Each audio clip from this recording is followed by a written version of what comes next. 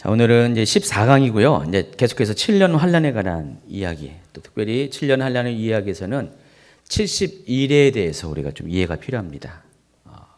71회에 대한 이야기를 지난주에도 잠깐은 다뤘는데 오늘은 본격적으로 71회에 대한 이야기들을 다룰 겁니다. 이야기를 하려면은 계시록 지금 6장을 하다가 지금 이야기를 하고 있는데 다니엘서를 반드시 알아야 돼요. 이 7년 환란이라는 개념은 다니엘서에서 왔기 때문에, 그러니까 다니엘서에서 이 7년 환란이라는 개념을 시작했고 계시록에서 마무리를 했어요. 그래서 반드시 이 다니엘서에 대한 이해가 필요합니다. 우리가 이 핵심 강의 끝나면 다니엘서를 별도로 할 건데 제가 예고만 했고 지금 못 하고 있는데 할 겁니다. 하는데 이 다니엘서를 그때 할 거를 미리 좀 여러분이 한다는 생각으로 봐주시기 바랍니다. 다니엘 9장이 오늘 이 7년 환란과 관련해서 굉장히 중요한 이야기를 담고 있습니다. 그러니까 다니엘 9장에 보면은 하나님께서 선지자 예레미야에게 말씀하신 내용이 있어요. 뭐라고 말씀하셨냐면은 70년 만에 이스라엘 민족이 포로 생활에서 다시 돌아올 것이다. 그러니까 이스라엘의 회복에 관한 메시지를 예레미야를 통해서 이미 말씀하셨어요. 자, 그 내용이 어디냐 하냐면은 그 예레미야 25장 10절, 11절 한번 읽어볼까요? 내가 그들 중에서 기뻐하는 소리와 즐거워하는 소리와 신랑의 소리와 신부의 소리와 맷돌 소리와 등불빛이 끊어지게 하리니 이 모든 땅이 폐허가 되어 놀랄 일이 될 것이며 이 민족들은 70년 동안 바벨론의 왕을 섬기리라. 또 29장 10절 여호와께서 이와 같이 말씀하시니라 바벨론에서 70년이 차면 내가 너희를 돌보고 나의 선한 말을 너희에게 성취하여 너희를 이곳으로 돌아오게 하리라. 먼저는 바벨론을 70년 동안 섬길 것이다. 그리고 70년 차면 다시 돌아오게 할 것이다. 라는 이 예언을 예레미야를 통해서 미리 하나님께서 말씀하셨어요. 자, 이 이야기가 이제 역대하에도 나와요. 자, 그런데 어느 날 다니엘이 이 예레미야서를 읽게 되었습니다. 여러분, 다니엘은 예레미야를 아직 몰랐어요. 이전까지는. 왜냐면은 지금이야 우리가 성경책이 있어가지고 누구든지 성경책을 뭐 어디서 사서 보거나 어디서 빌려서 보면은 다 내용을 알 수 있지만 그때만 해도 아직 성경책이 없었던 시대예요. 각 건마다 그냥 두루마기 형태로 서로 필사돼 가지고 몇몇 사람들에게만 이것이 전달되는 그런 상황이었어요. 아직 구약 성경이 이것이 구약 성경입니다라고 완성된 때가 아니었어요. 그래서 이 다니엘은 예레미야의 존재에 대해서 아직은 잘 몰랐었다는 것입니다. 더군다나 이 예레미야가 이 예언을 한 것이 BC 586년에 이제 여러분 예루살렘이 멸망당해서 바벨론에 사람들이 포로를 끌려가죠. 그 직전에 한 예언들이에요. 이 예언들이. 그러니까 BC 586년 직전에 이야기한 거고 이 다니엘은 그보다 약 20년 전인 BC 607년경에 20년 정도 됐죠? 21년 정도 됐군요.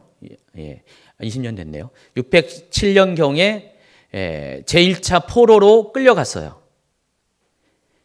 이스라엘이 3번에 걸쳐서 바벨론의 포로로 끌려갔는데 BC 607년, 또 597년, 586년. 586년은 완전히 멸망을 당했고요. 그러니까 3번에 걸쳐서 포로로 계속 끌려가는 일들이 있었어요. 약 30년 동안 이런 일이 있었는데 제일 먼저 첫 번째로 포로로 끌려간 무리 가운데 다니엘이 있었어요. 그리고 그 이후에 예레미야가 등장해서 예레미야가 이 선지자 활동을 했어요. 그렇기 때문에 다니엘은 아직 예레미야를 몰랐어요. 예레미야가 누군지 몰랐고 또 더군다나 예레미야가 쓴 이 예언에 대해서 그다지 잘 알 수 있는 상태가 아니었어요. 몰라요. 알았을 수도 풍문으로 들었을 수 있었지 모르지만은 예루살렘과 이 바벨론 지역은 워낙에 거리가 많이 떨어져 있기 때문에 수천 킬로입니다. 지금처럼 무슨 이런 시대가 아니기 때문에 이 예레미야의 예언에 대해서 그다지 잘 알 수가 없었을 가능성이 많이 있습니다. 그러다가 어느 날 이 다니엘이 예레미야를 알게 된 거예요. 그러니까 예레미야가 이렇게 예언한 사실을 기록을 이제 보게 된 거예요. 딱 봤어요. 딱 읽었더니 다니엘 9장 2절에 그 나와 있습니다. 곧 그 통치 원년에 나 다니엘이 책을 통해 여호와께서 말씀으로 선지자 예레미야에게 알려주신 그 연설을 깨달았나니 곧 예루살렘이 항폐함이 70년 만에 그치리라 하신 것이다. 바로 좀 전에 읽었던 내용들을 말하는 것입니다. 이것을 이제 깨닫게 된 거예요. 이것을 깨닫게 되니까 다니엘이 갑자기 가만히 있을 수가 없습니다. 왜냐하면은 하나님께서 바벨론에 끌려갈 것이고 바벨론의 포로 상태에서 해방될 것이다라고 약속을 했는데 지금 다니엘이 살고 있는 지금이 어때냐? 바로 그것이 실제로 성취된 바로 그 해이기 때문에 그랬어요. 그래서 다니엘은 여러분 알다시피 바벨론 제국 먼저 있었고 그 다음에 메디아 제국이라고 있었고요. 그 다음에 바사 페르시아 제국이 쭉 세 개의 제국이 다니엘 시대에 쭉 존재했었는데 이 다니엘은 바벨론 제국 때부터 페르시아 제국까지 모두 이 세 개의 제국이 지나가는 동안에 고관의 위치에서 관료 역할을 했었어요. 굉장히 다니엘은 아주 특별한 사람이었어요. 근데 자기가 바벨론 시대 때부터 바벨론의 왕을 섬기면서 바벨론의 고위 장관직을 수행하고 있어요. 지금의 국무총리 역할을 하고 있었어요. 근데 바벨론이 멸망했어요. 그리고 바벨론이 멸망한 다음에 이 메데 여기 좀 있으면 이제 1절 소개했지만 메데 사람, 그러니까 메디아 사람, 그러니까 메디아 왕국이 제국이 이렇게 왕성하게 이렇게 번영을 할 때 그때도 역시 그 정치 관료로 일을 하고 있었습니다. 그리고 또 이제 이 바사 제국이 다시 시작할 때 고레스 왕이 바사 제국, 페르시아 제국을 시작할 때 그때도 역시 다니엘은 거기 있었어요. 근데 그 시기 가운데 보니까 이미 바벨론은 멸망을 했고 지금 메데 사람 다리오가 왕이 된 첫 해에 가만히 보니까 이거 예레미야가 예전에 예언했던 70년 전에 예언했던 바로 그때가 지금이 아니냐 하는 그런 놀라운 발견을 한 거예요. 그래서 가만히 있을 수가 없었죠. 기도를 시작합니다. 그게 3절에 나와 있어요. 내가 금식하며 베옷을 입고 죄를 덮어쓰고 주 하나님께 기도하며 간구하기를 결심했다 그랬습니다. 이제 70년의 해방의 시기가 이뤘다는 것이 증거가 나타나니까 다니엘은 가만히 있을 수가 없었다는 것입니다. 그래서 하나님께 작심을 하고 기도하기로 결심을 했다는 것입니다. 자, 여기 옆에 부연 설명 보면은 실제 역사 가운데 이스라엘은 BC 605년입니다. 아까 607년인데 정정하면 605년. 605년에 첫 번째로 끌려갔고 이때 다니엘도 포로로 끌려갑니다. 597년 이때 에스겔이 끌려갑니다. 그리고 586년에 이제 나머지 사람들이 다 끌려가는데 이 세 번에 걸쳐서 바벨론에 포로로 끌려갔고 BC 537년에 제1차 포로 기원이 있었습니다. 원래는 538년에 고레스 칙령이 일어났고 고레스 칙령에 의해서 모든 포로된 사람들이 다시 고국으로 돌아가라는 그런 해방 명령이 떨어졌어요. 그리고 실제로 그 사람들이 준비 기간을 거쳐서 자기 나라로 떠나가기 시작한 것이 537년이에요.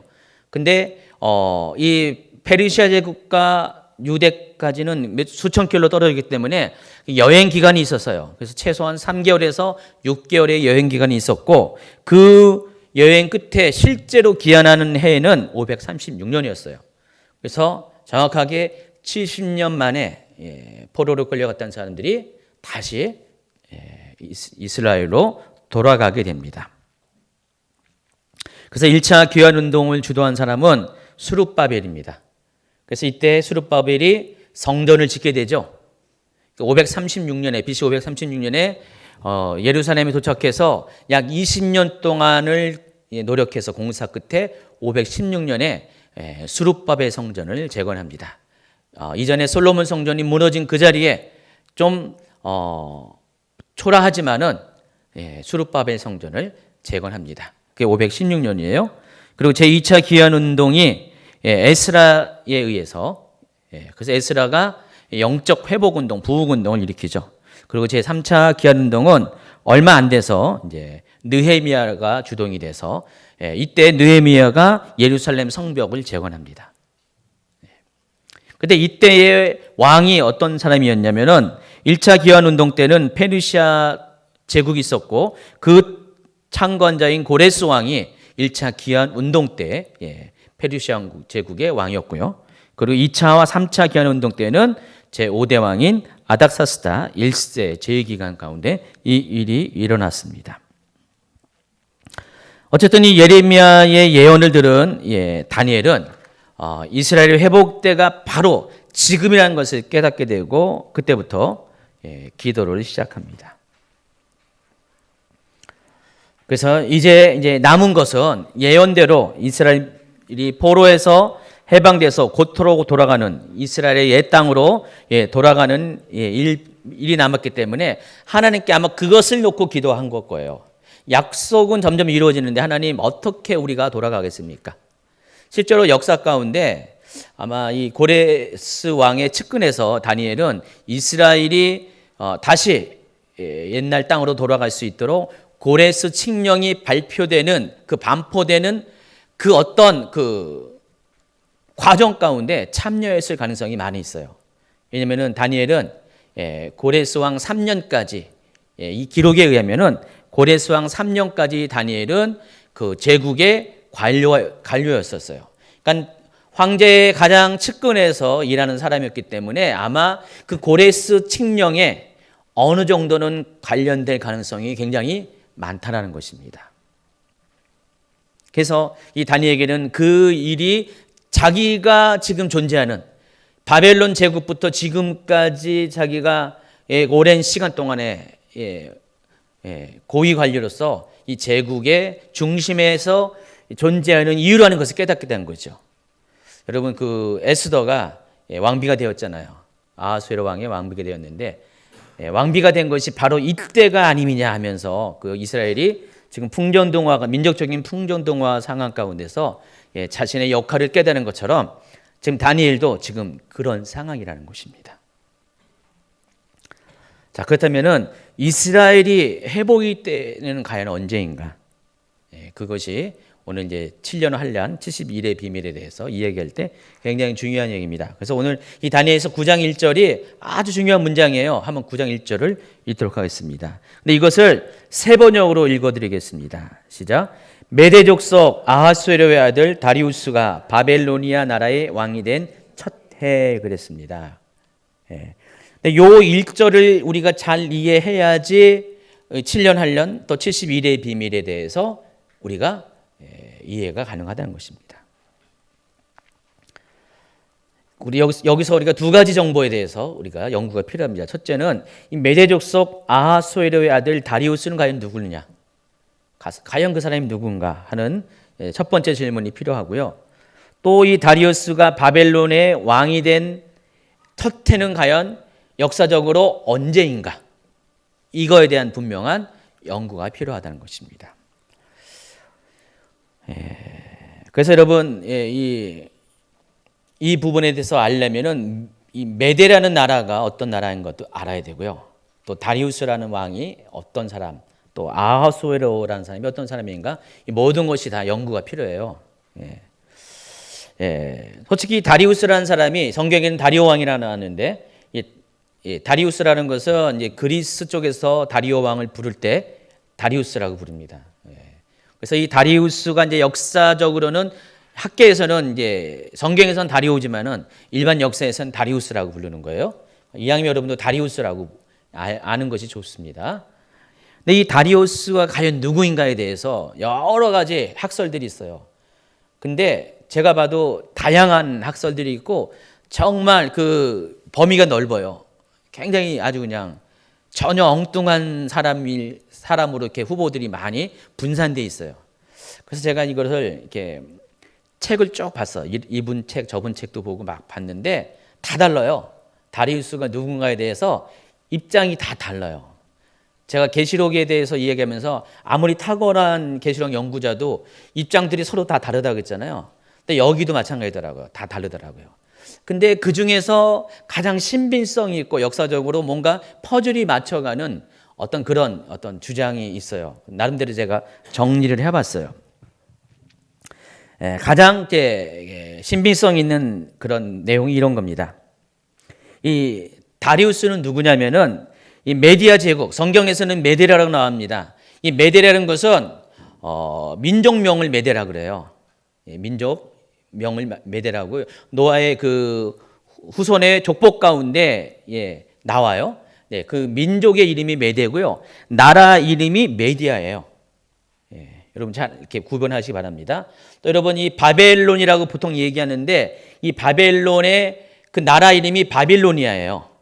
그리고 그 나라의 민족 이름이 갈대아인이에요. 아브라함이 어디서 나왔죠? 바로 갈대아 사람들, 실은 바벨론. 그러니까 지금으로 따지면은 이 바벨로니아가 어디라고요? 이라크예요, 이라크. 이라크예요. 그러니까 메소포타미아 문명의 아주 중심입니다. 그래서 이 메디아 제국의 마지막 왕 시악사레스 2세를 가리킨다라는 그런 학설이 가장 신빙성이 있습니다. 혹시 시악사레스 2세 처음 들어보죠? 아마 제가 작년에 이 엔타임 본 강의를 할 때 여러 제국의 5대 제국 플러스 아람 제국까지 해가지고 그 전에 이집트까지 해가지고 제국의 역사를 쫙 얘기하면서 요 페르시아 역사에 대해서도 제가 언급을 했어요. 열 몇 명의 왕에 대해서 소개를 한 기억이 나는데 아마 그때 이렇게 어려운 얘기를 합니까라고 생각하는 분들은 당연히 기억 못 하는데 그때 관심 있게 본 분들은 딱 떠오를 거야. 그 왕 시악사레스 2세 대충은 이제 기억이 날 겁니다. 그래서 여러분 그때 강의를 다시 한번 참조해 주시면은요. 옛날 강의를 참조해 주시면은 강의 원고를 참조해 주시면은 이 시악사레스 2세에 대해서 여러분이 더 충분히 알 수가 있습니다. 이 시악사레스 2세는 누구냐 하면은 페르시아 제국의 창건자인 고레스 대왕의 장인입니다. 그리고 숙부이기도 해요. 삼촌이기도 해요. 외삼촌. 그리고 이 시악사레스 2세의 아버지가 아스티아게스라는 왕이에요. 당시에 이 메디아 제국에서 가장 잘 나갈 때의 왕이었어요. 번성기 때의 왕이 아스티아게스라는 왕입니다. 그래서 고레스 측면에 보면은 고레스의 외삼촌인 동시에 장인, 그리고 메디아 제국의 입장에서 보면은 가장 잘 나갔던 때의 왕의 아들, 아스티아게스 왕의 아들이에요. 그 사람이 시악사레스 2세입니다.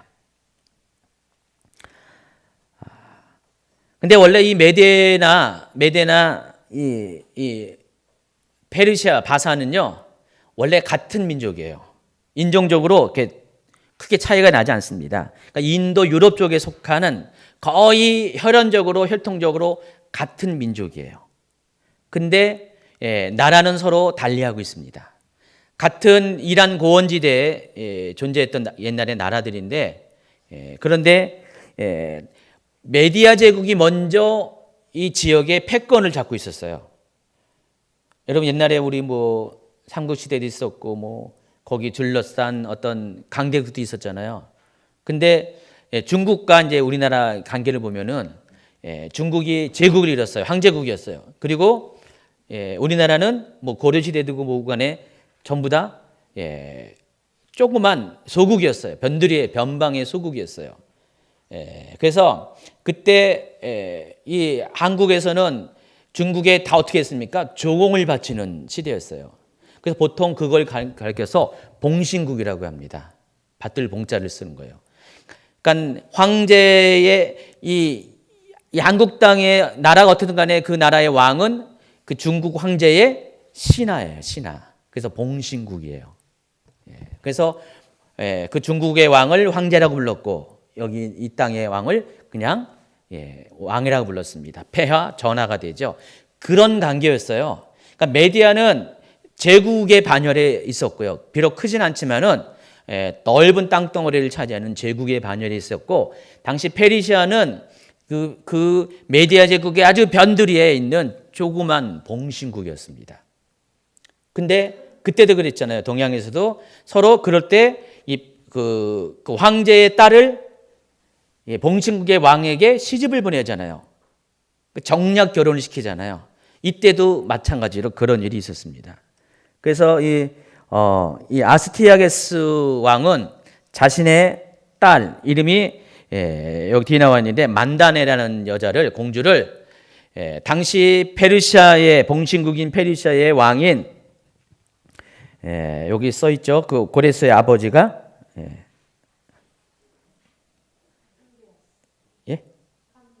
캄비아스. 캄비아스에게 시집을 보냅니다.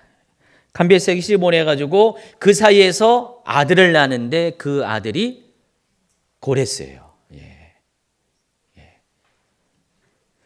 영어로는 키루스라고 하는데 이 고레스를 낳습니다. 그래서 이런 어떤 정략 결혼들이 그때는 아주 많이 있었어요. 자, 그런데 이 아스티아게스 왕은 어느 날 이제 꿈을 꿔요. 이상한 꿈을 꿔요. 여긴 나와 있지 않지만은 꿈을 꾸는데 그 고레스에 관한 꿈을 꾸는 거예요. 근데 고레스가 자기 나라를 집어삼킨다는 그런 내용의 대략 그런 꿈을 꿉니다. 자기 딸의 아들이. 그래서 자기 신하를 시켜가지고 일찌감치 고레스를 어릴 때 제거하려는 그런 계략을 펼칩니다. 그런데 이 왕의 신하가 이 고레스를 죽이지 않습니다. 죽이지 않고 어떤 인정이 생겨가지고 하나님의 또 섭리 가운데 고레스가 죽지 않고 살아납니다. 살아나가지고 어떤 왕자의 신분을 잊어버리고 그냥 평범한 어떤 사람으로 살다가 어느 정도 나이가 찼을 때 한 열 몇 살 됐을 때 우연한 기회에 고레스의 정체가 드러납니다. 그래서 이 외할아버지 이 아스티아게스 왕은 그때 깨닫고 그 아주 비범하게 자란 이 고레스를 맞아들입니다. 그리고 자신의 왕궁에 데려와서 거기서 일종의 볼모로 키웁니다. 페르시아는 저쪽 있고 이 메디아 왕국에 데려와서 자신의 외손주이지만은 볼모로 자신의 식탁에서 먹이면서 이 고레스를 키우게 됩니다. 그러다가 이 아스티아게스가 죽게 됩니다. 이제 그때의 이야기는 제가 자세히 이야기하지 않을 것이고요. 결론적으로 죽게 되고요. 그의 아들 시악사레스 2세가 왕이 됩니다. 근데 이 시악사레스 2세는 또 역시 자신의 딸, 여기 보니까 칸사다네, 아까 만다네, 다네가 무슨 조림인 것 같아요. 어떤 이름인 것 같아요. 이 칸사다네 공주를 자신의 조카인 고레스와 또 결혼시킵니다. 그래서 장인이 되는 거예요. 그 가운데 이미 고레스는요, 여러 방면에서 아주 뛰어난 왕의 자질을 갖춰서 여러 가지 혁혁한 성과를 세웁니다.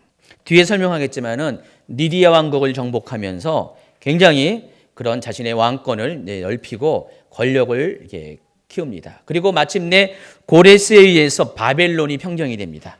이때까지만 해도 바벨론이 점점 쇠퇴하는 제국이었지만은 아직까지 명맥을 유지하고 있었어요. 그래서 이 메디아 왕국과 바벨론이 서로 대립 관계에 있었는데 고레스가 페르시아 왕인 고레스가 또 메디아 왕국에선 사이잖아요. 그 고레스가 마침내 이 바벨론을 정복시켜 버립니다. 정복시키고 자신이 왕이 될 수도 있었어요. 황제가 될 수도 있었지만은 자신의 장인인 이 시악사레스 2세를 황제로 추대합니다. 그래서 명목상의 황제가 됩니다. 그래서 시악사레스 2세가 갈대아 전체의 왕이 돼요. 그래서 오늘 이 9장 1절이 바로 그런 배경을 갖고 있는 것이에요. 그런데 얼마 후에 이 시악사레스 2세가 병으로 죽습니다. 죽고 나니까 한 1년 후에 죽게 되니까 자연스럽게 이 고레스는 페르시아 왕인 동시에 자신의 장인의 장인의 제국까지도 물려받게 돼 있어요. 그래서 메대를 무혈로 흡수하게 됩니다. 그래서 여러분 바벨론과 메대는 간격이 있지만은 메대와 이 페르시아는 간격이 없어요. 그냥 원래부터 인종적으로 같은 민족이었고요. 그리고 두 다른 나라가 존재했지만은 전쟁을 통하지 않고 한 사람 고레스를 열세를 통해서 이 두 나라가 자연스럽게 하나의 왕국이 됩니다. 그래서 보통 역사에서는 메대 바사 제국이라고 부르는 거예요. 이해하시겠죠? 그런데 그 시악사레스 2세가 그리스 역사가들에 의하면 다리우스라고 불렸어요. 왜냐하면 다리우스는 고유명사가 아니에요. 김성전이라는 사람의 이름이 아니라 보좌명을 가리키는 거예요. 어느 나라에 왕이 있으면 그 왕을 독특하게 이름을 부르잖아요. 왕의 이름이 아니라 그 어느 나라의 왕은 그 왕을 사람이 계속 바뀌어도 그런 독특한 이름을 부르잖아요. 그렇죠? 그 보좌명이었어요. 그 보좌명이 다리우스였다는 겁니다. 정복자라는 뜻을 갖고 있고요. 또 이 다리우스를 가리켜서 아하수에로의 아들이라고 했습니다. 이 아하수에로라는 사람은 이 시악사레스보다 훨씬 뒤에 출생합니다. 고레스가 일대 페르시아 제국의 황제죠. 물론 페르시아 왕국은 고레스 이전부터 쫙 있었어요. 근데 페르시아 제국으로서의 일대 황제는 고레스예요. 그전에는 왕들이 아버지도 왕이었잖아요. 계속 있었는데 페르시아 제국의 일대 왕이고 그 네 번째 왕이 수에로 왕인데 역사에서는 크세르크세스 들어봤죠? 옛날에 그 300명이라는 300인이라는 그 영화 있었잖아요. 거기에 등장하는 그 페르시아의 왕 크세르크세스. 이 크세르크세스 1세가 실은 아하수에로 그 왕입니다. 근데 그 사람은 훨씬 후대 사람인데 선대에 있는 그것도 직접적으로 페르시아의 왕도 아니고 메디아의 왕인 이 사악스르 2세를 그때 당시 시악사레스 2세를 그때 당시 또 아하수에로 왕이라는 이름으로 부르기도 했다는 것입니다. 결국은 민족이 뭐 큰 차이가 없다 보니까 나중에 후대의 왕이 그 선조 중에 이름의 한 이름을 따가서 자기 이름으로 또 이렇게 만든 거예요. 그래서 결론적으로 메대족 속 아하수에로의 아들 다리우스는 누구를 가리키냐면은 바로 시악사레스 2세 아스티아게스의 아들인 시악사레스 2세를 가리킨다는 것입니다. 이해하시겠죠? 그럼 그때 바로 그 시악사레스 2세가 왕이 된 첫 해가 언제냐 이거죠. 그것도 여기 조건이 있습니다. 바벨로니아의 왕이 된 해. 이미 그는 왕이었어요. 그런데 바벨로니아를 메대 사람인데도 바벨론을 정복했잖아요. 근데 그 바벨론을 정복한 그 첫 해가 언제냐? 그 역사적으로 그 첫 해가 언제일 것 같아요? 539년이었어요. BC 539년. 이때 바벨로니아의 마지막 왕인 벨사설이 죽임을 당합니다. 그리고 이 시악사레스 2세가 62세에 이 바벨론을 접수하고 바벨론의 왕이 된다는 것입니다. 그러니까 여러분이 이제 좀 이해가 가야 될 것이 그때 당시의 왕들은요 이런 구조였어요. 어떤 A 왕국의 왕이었잖아요. 근데 B 왕국의 왕도 겸할 수가 있었어요. 그러니까 지금 우리가 삼국시대 이해하기 편하게 삼국시대 백제의 왕이었어요. 근데 그 백제의 왕이 신라를 정복하면은 신라의 왕도 겸할 수 있었어요. 그러니까 백제 측에서는 백제 왕이고 신라 측에서는 신라 왕이에요. 바로 이런 상황이에요, 지금. 이 시악사레스 2세가 메디아의 왕이었어요. 그렇지만은 바벨론을 점령하면서 또 바벨론의 편에서는 바벨로니아의 왕이 되기도 했다는 것입니다. 지금 다니엘 9장 1절은 그 상황을 설명하고 있는 것이에요. 이미 왕이었지만은 바벨론을 정복하고 나서 바벨론의 왕이 된 바로 그 첫 해. 그때가 BC 539년이라는 것입니다. 이게 다니엘서 5장 30, 31절에 나왔습니다. 한번 읽어볼까요? 그날 밤에 갈대아 왕 벨사살이 죽임을 당하였고 메대 사람 다리오가 나라를 얻었는데 그때 다리오는 62세였더라. 그러니까 62세에 그 갈대아의 바벨로니아의 왕이 또 되기도 했다는 것입니다. 이제부터 이제 고레스 왕에 대해서 설명을 하겠습니다. 이 고레스 왕은 BC 559년부터 530년까지 페르시아의 왕으로 재위합니다. 그래서 이 고레스 왕이 페르시아의 왕이 된 이후부터 페르시아는 아주 작은 봉신국에서 변방에 아주 보잘것없는 봉신국에서 일약 대제국으로 성장을 하게 됩니다. 어떤 과정 가운데 이런 일이 있었는가 설명을 하겠습니다. 페르시아는 굉장히 가난한 나라였어요. 이전까지. 그런데 고레스가 왕이 되면서 이 고레스가 계속해서 정복을 해나가는데 그 정복의 아주 중요한 전환점이 되는 게 리디아 왕국을 정복하는 거였어요. 리디아가 제가 몇 번 설명을 했는데 지금 현재의 터키 서부를 말합니다. 그러니까 이스탄불을 포함한 터키의 한 절반 가까운 된 서부 지역을 그때 당시에 리디아 왕국이라고 불렀습니다. 자, 리디아 왕국이 언제부터 언제까지냐면은 190페이지 보면은 BC 750년부터 546년까지 전속했어요. 약 200년 동안 전속했던 왕국이었습니다. 근데 리디아 왕국을 정복함으로 인해서 페르시아 왕국의 역사를 바꿨습니다. 어떻게 됐냐? 당시 리디아 왕국은요, 그때 당시 가장 돈 많은 나라였어요. 강력한 부국이었어요. 세계 최초로 동전을 주조한 나라입니다. 금과 음을 합쳐서 합금으로 동전을 주조한 나라고요. 여러분 거기에 보면은 7교회 초대교회 여기 계시록에 7개 나오는데 4대 교회 있죠.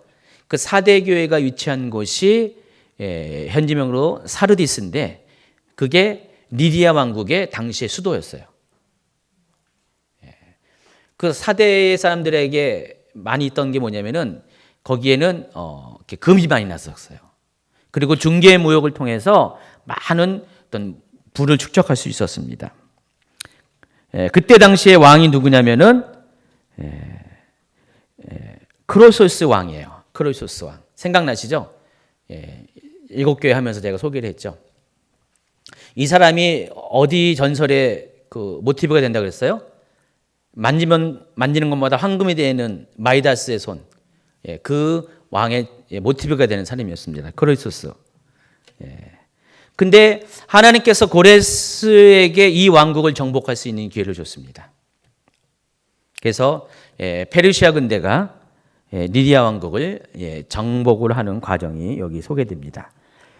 BC 547년에 리디아 왕국과 페르시아 왕국의 결정적인 전투가 벌어지는데 이 전투를 가리켜서 팀브라 전투라고 합니다. 근데 그 앞서 한 번의 전투가 있었어요. 프레트리아 전투. 이 팀브라, 프레트리아 다 어떤 장소를 가리킵니다. 어느 지역에서 이런 전투가 벌어졌다. 그 장소를 가리키는데 이 프테리아 전투에서 두 나라가 서로 자웅을 걸었지만은 결론을 내지 못했어요. 서로 무승부가 됐어요. 우열을 가리지 못했습니다. 그러니까 이 양쪽 군대는 서로 군대를 해산시킵니다. 이때 당시만 해도요, 한 나라가 많은 군대를 소유할 수가 없었어요. 그러니까 자기 민족만 갖고는 불과 몇만 명 정도밖에 자기 민족으로 구성된 군대는 별로 없었어요. 그러니까 대부분 어떻게 하냐면 용병이 있었어요. 그러니까 주변의 도시 국가에서 용병을 삽니다. 돈으로 삽니다. 그런 식으로 따지면은 리디아 왕국은 돈이 많았잖아요. 돈이 많다 보니까 많은 용병을 이렇게 뽑을 수가 있었어요. 그러나 페르시아는 상대적으로 용병이 적었어요. 그런 와중에 이제 전투가 딱 이렇게 그냥 서로 무승부를 내고 이제 종료가 되니까 이제는 용병들 다 돌려보내는 거예요. 그냥 월급 나가니까 데리고 있으면은 돌려보냅니다. 그런 상황이 됐다는 것입니다. 그래서 군대를 해산시킵니다. 그런데 이게 착각이었어요. 오판이었어요. 크로시스 왕이 이 고레스 군대가 해산되는 걸 보고 자기네 군대도 용병들을 다 돌려보내는데 나중에 알고 봤더니 이 고레스의 그런 전술이었어요. 고레스가 용병들을 해산시키는 척하면서 뒤로는 사르디스의 1단의 군대를 보냈습니다. 사르디스가 아까 어디라고 했어요? 리디아 왕국의 수도라고 그랬어요. 군대를 보냅니다. 뒤늦게 이 크로시스가 사태를 파악합니다. 그리고 다시 용병들을 끌어모아서 사르디스 평원에서 고레스와 결전을 준비하게 됩니다. 자, 여기 보시면은 190페이지 지도에 보면은요, 오른쪽이 페르시아 왕국 제국이었고요. 왕국 그 옆에가 리디아 왕국이었습니다. 색깔로 구분되어 있죠. 근데 이게 그 중간 지점에서 전투 벌이다가 갑자기 용병들이 다 군대가 해산되니까 이 리디아 왕은 안심하고 자기도 군대를 해산시켰어요. 근데 그 틈에 이 고레스는 페르시아의 정예 군대들을 리디아 제국의 가장 깊숙한 수도인 사르디스로 침투시켰다는 것입니다. 그리고 이 크로시스 왕이 뒤늦게 이것을 알고 다시 용병을 모아서 이 사르디스 평원에서 전투가 벌어지는데, 그때 당시에 그 군대의 규모가 리디아 왕국은 42만 명, 그리고 페르시아 연합군은 19만 6천 명이에요. 거의 2배죠. 돈이 많았으니까 리디아 왕국이요. 그래서 전투가 딱 벌어집니다. 전투가 시작됐는데 리디아는 아주 위력적인 부대가 있었어요. 기마 부대가 있습니다. 당시에는 기마 부대가 가장 지금 탱크와 견줄만 한 겁니다. 말에다가 무슨 이렇게 전차를 달면은 탱크예요. 그게 하나의 탱크예요. 그 정도로 위력적인 그런 어떤 전력인데 그 기마 부대를 최전방에 딱 배치합니다. 그런데 이 고레스는요, 상응하는 기마 부대를 배치하지 않고 뭘 배치하냐면은 낙타들을, 군량을 나르는, 군수품을 나르는 낙타를 그 맨 앞에다가 전진 배치합니다. 근데 이것도 고레스의 책략이었어요. 왜냐면은 이 낙타가 냄새가 엄청나나 봐요. 똥냄새, 몸에 나는 냄새가 지독한데, 이 리디아 왕국의 기마 부대의 말들이 이 낙타가 나는 냄새에 아주 질려가지고 가만히 못 있는 거예요. 나는 낙타 냄새 싫어하면서 전열을 일탈합니다. 막 영화 같은 데 보면은 말들이 어떻게 돼요? 가만히 있지 못하면 요동치면서 막 일어났다면서 막 소리를 지르면서 그런 일이 생긴 거예요. 그리고 졸지에 갑자기 말들이 날뛰기 시작하면서 전열이 흐트러집니다. 그러니까 기마 부대가 무력화된 거예요. 낙타의 똥냄새, 고레스가 대단한 거예요. 그래서 리디아군은 할 수 없이 철수를 하고 그때 당시에 가장 강력한 요새 중에 하나인 그 사르디스 성으로 철군을 합니다. 사르디스 저도 재작년에 가봤는데 이 사대 지역에 보면은 사르디스 성이 있습니다. 절벽으로 이루어진 아주 높은 산 자체가 이렇게 딱 깎아지르는 절벽으로 되어 있어요. 그리고 그 위에 아크로폴리스 요새가 있었습니다. 그래서 여기는 아무나 들어올 수가 없는 거예요. 거기에 먹을 거, 물, 모든 것들을 다 풍족하게 비축해 놓고 거기서 오랫동안 버틸 수 있는 그런 철옹성 중에 철옹성이었어요. 거기에 딱 들어갑니다. 딱 들어가면서 문을 딱 닫아버립니다. 그랬더니 14일 동안 페르시아 군대가 이 사르디스 성을, 요새를 밑에서 이렇게 에워쌉니다. 그때 고레스가 리디아 군대에게 이런 말을 합니다. 내가 살았다는 이름을 가졌으나 죽은 자로다. 이런 말을 전합니다. 크로소스 왕에게. 계시록 3장 1절에 보면은 예수님께서 사대교회에게 이런 말씀을 하잖아요. 사대교회 사자에게 편지하라. 하나님의 7영과 7뼈를 가지신 이가 이르시되 내가 내 행위를 하노니 내가 살았다는 이름을 가졌으나 죽은 자로다. 예수님이 처음 한 말이 아니라 누가 한 말이라고요? 고레스가 한 말이에요. 그러니까 예수님은 이 고레스가 한 말을 거의 600여 년 전에 이 고레스가 한 말을 지금 이 4대 사람들에게 다시 한번 이렇게 말함으로써 4대 사람들을 정신 차리게 하는 거예요. 600년 전에 자기 조상들이 페르시아의 고레스에게 당했던 그것을 떠오르게 하는 거죠. 그래서 4대 사람들이 이 말이 뭔지를 알거든요. 왜 그러냐면은 그런 말을 한 다음에 고레스는 군대들을 전부 다 거기 포위시킨 다음에 틈을 노리고 있었습니다. 그러던 어느 날 페르시아 군이 잘 거기를 관찰하고 있는데 사르디스 요새에서 그 꼭대기에서 어느 한 병사가 군모를 떨어뜨렸습니다. 밑으로. 떼굴떼굴 굴러 내려왔겠죠. 근데 가만히 살펴보니까 그 군인이 슬슬 기어 내려오는 거예요. 그러니까 자기들도 몰랐는데 그 4대 사람들만 아는 비밀 통로가 있었던 거예요. 깎아지는 절벽이라서 아무나 못 올라갈 줄 알았는데 그 사이에 비밀 통로가 있었던 거예요. 그리고 살며시 내려와서 살며시 그걸 갖고 올라갑니다. 그것을 유심히 관찰했습니다. 그리고 밤이 돼서 보고가 됐고 밤이 돼서 특공대를 이렇게 조직해서 그 통로를 통해서 사르디스 성을 공격해 들어갑니다. 근데 딱 공격해 들어가니까 너무 쉽게 끝났어요. 아무도 어느 누구도 경계를 쓰는 사람이 없었어요. 사르디스 사람들, 위대 왕국 사람들이 밤새 술을 마시면서 파티를 벌이면서 완전히 그냥 깨어서 이것을 지키지 않았습니다. 그래서 페르시아군은 아주 손쉽게 사르디스를 점령을 하게 됩니다. 이게 역사적인 기록입니다. 어쨌든 이것을 가리켜서 사르디스 공선전이라고 하고 BC 546년에 이 일이 일어났습니다. 그래서 이 리디아 왕국은 이때 끝나버려요. 이때 종말을 고합니다. 어쨌든 이 리디아 왕국을 정복을 하면서 페르시아는 일약 제국으로 부상할 수 있는 큰 기틀을 마련합니다. 왜냐하면 리디아 왕국 가운데 있는 막대한 부를 차지하게 됐기 때문에 계속해서 거기 나오는 금들을 소유하게 됐고요. 또 그 지역에서 일어나는 수많은 중개 무역을 통한 그런 막대한 이윤을 차지하게 됩니다. 그래서 이때부터 페르시아 왕국이 고레스가 여기를 점령한 이때부터 역사 가운데 강국으로 등장을 하게 됩니다. 자, 이 일이 이미 예언되어 있어요. 어디에 예언되냐면 이사야 45장 1절부터 2절, 3절까지 190페이지 지나갔는데 한번 읽어볼까요? 시작.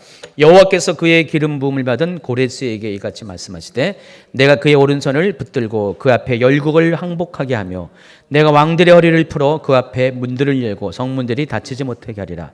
내가 너보다 앞서가서 험한 것을 평탄하게 하며 논문을 쳐서 부수며 쇠빗장을 걷고 내게 흑암중의 보화와 은밀한 곳에 숨은 재물을 주어 내 이름을 부르는 자가 나 여호와 이스라엘의 하나님인 줄을 내가 알게 하리라. 이 예언이 고레스가 태어나기 150년 전에 이미 이사야를 통해서 예언된 겁니다.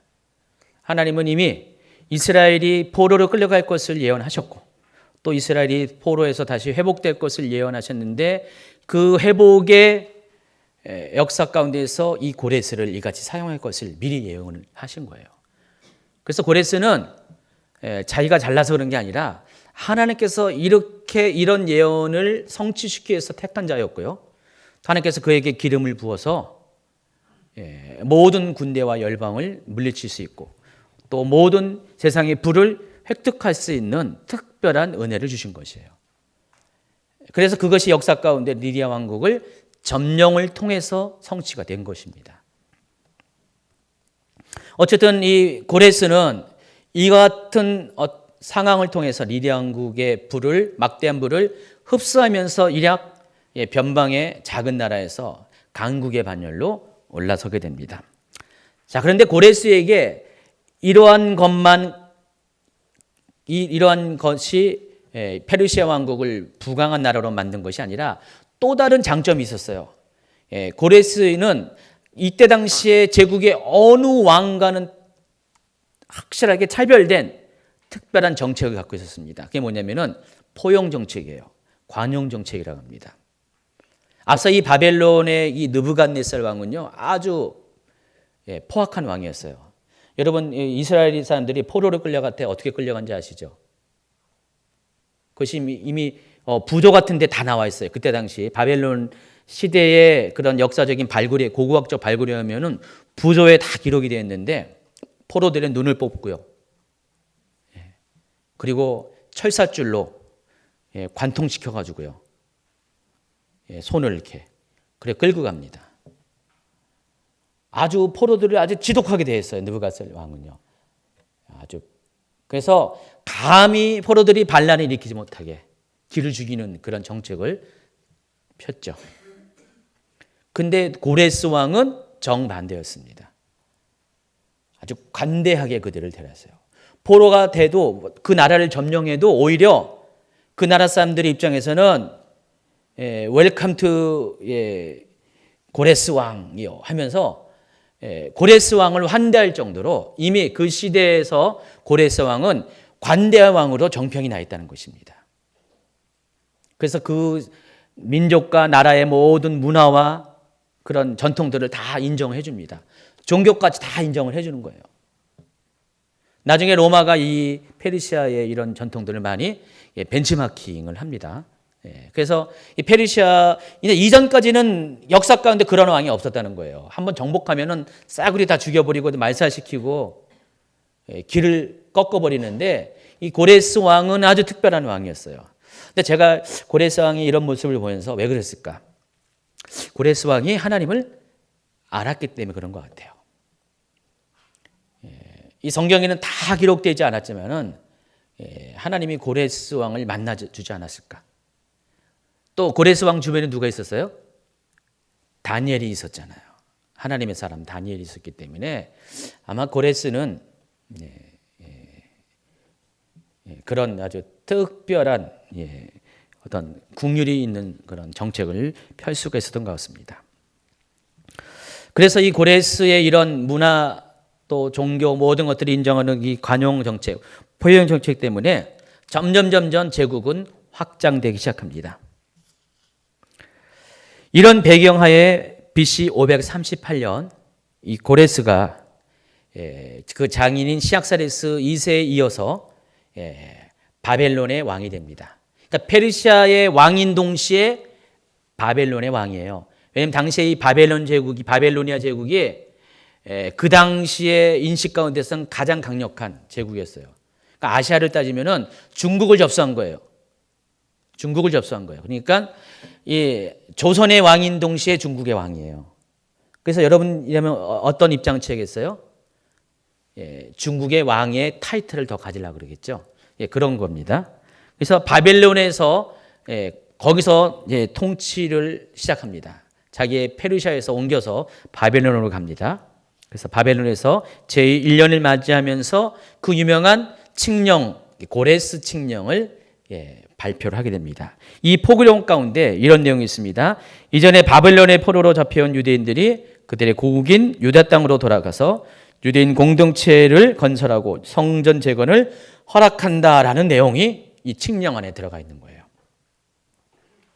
그리고 고레스는 이 칙령 안에서 유대인의 기한을 허락한 것뿐만 아니라 유대인이 이곳에 돌아갈 때 모든 것들을 지원하는 그런 조소까지 다 칙령 가운데 집어넣습니다.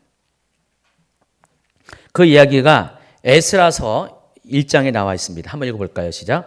바사왕 고레스 원년에 여호와께서 예레미야 입을 통하여 하신 말씀을 이루게 하시려고 바사왕 고레스의 마음을 감동시키심에 그가 온 나라에 공포도 하고 조서도 내어 이르되 바사왕 고레스는 말하노니 하늘의 하나님 여호와께서 세상 모든 나라를 내게 주셨고 나에게 명령하사 유다 예루살렘 성전을 건축하라 하셨나니 이스라엘 하나님은 찬신이시라. 너희 중에 그의 백성된 자는 다 유다 예루살렘으로 올라가서 이스라엘 하나님 여호와의 성전을 건축하라. 그는 예루살렘 에 계신 하나님이시라. 그 남아있는 백성이 어느 곳에 머물러 살든지 그곳 사람들이 마땅히 은과 금과 그 밖에 물건과 짐승으로 도와주고 그 외에도 예루살렘에 세울 하나님의 성전을 위하여 예물을 기쁘게 드릴지니라 하였더라.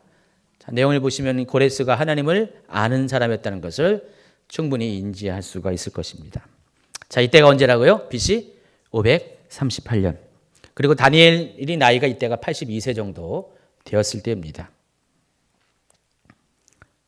그래서 다니엘서에 쭉 보면은 다니엘이 이 고레 페르시아 왕국에 어떻게 관여했는가에 대한 그 힌트들이 나와 있습니다. 먼저 9장 1절 아까 읽어드린 본문이죠. 메대 족속 아하수의 아들 다리우스가 바빌로니아의 나라의 왕이 된 첫 해, 그때가 언제라고요? BC 539년. 다니엘은 1장 22절 고레스 왕 원년까지 있으니라. 그때가 BC 538년. 또 10장 1절에 보니까 바사왕 고레스 제3년에 한 일이 벨드사살이라 이름한 다니엘에게 나타났느니. 그래서 다니엘은 이때 계속 있었어요. 어떤 그 역사 기록에 의하면은 다니엘은 한 90세까지 계속적으로 활동을 했을 것이라는 그런 추측을 하고 있습니다. 제가 재작년에 들은 바에 의하면은 지금 실제로 이란 땅에 다니엘의 무덤이 발견됐대요. 몇 년 전에. 근데 지금 비밀리에 공개 안 하고 있대요. 근데 그 발견된 무덤을 보니까 진짜 다니엘인데 다니엘이 지금 이란 땅에 묻혀 있었어요. 언젠가 이제 공개될 날이 오겠죠. 이란의 입장에서는 이 다니엘의 존재가 인정하면 안 되니까 지금 공개를 안 하고 있는데 그만큼 이 이란 역사, 페르시아 역사 가운데 다니엘은 대단한 사람이었어요. 자, 그러면은 이제 지금까지 9장 2절을 얘기하다 갑자기 이 얘기를 쫙 한 거예요. 아주 배경적인 얘기를 하는데 어쨌든 다니엘이 바로 이 70년의 회복의 때가 이르렀다는 것들을 예레미야 책을 통해서 비로소 알게 됐다는 것입니다. 그리고 나서 특별한 기도를 하게 됐어요. 그게 9장 3절에 나왔습니다. 자, 그런데 다니엘이 그렇게 기도를 하게 되자 하나님은 4절부터는 다니엘의 그런 기도의 내용이 쫙 나와 있어요. 역사를 설명하면서 기도의 내용이 쫙 나와 있는데 하나님께서 이 다니엘의 기도에 대해서 응답을 하십니다. 그리고 누구를 보내줍니까? 천사 가브리엘을 보냅니다.